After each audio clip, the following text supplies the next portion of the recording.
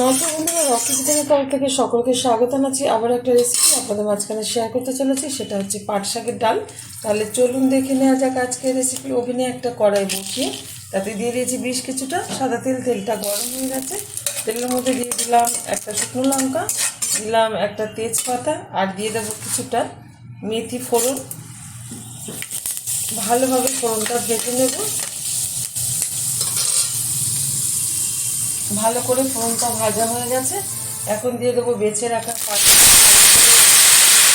দিয়ে পরিষ্কার করে নিয়েছি।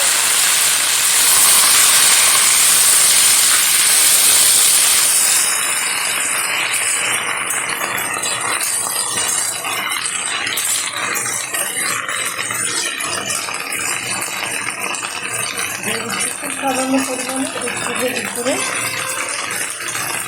দিয়ে দিচ্ছি পরিমাণ মতো লবণ। ভালোভাবে ভেজে নেবো পাটটা। পাট শাকটা ভালোভাবে ভাজা হয়ে গেছে, এখন দিয়ে দেবো সিদ্ধ করে রাখা মুসুরির ডাল।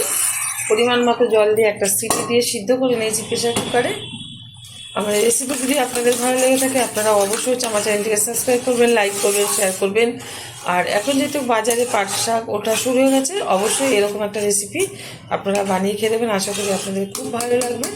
5 মিনিট হাই আছে আমি ফুটিয়ে নেবো, তাহলেই কিন্তু ডালটা সুন্দরভাবে তৈরি হয়ে যাবে। ডাল যত ফোটানো ভালো হবে, ততই কিন্তু তার টেস্টফুল ডাল হবে, ডালটার টেস্ট হবে।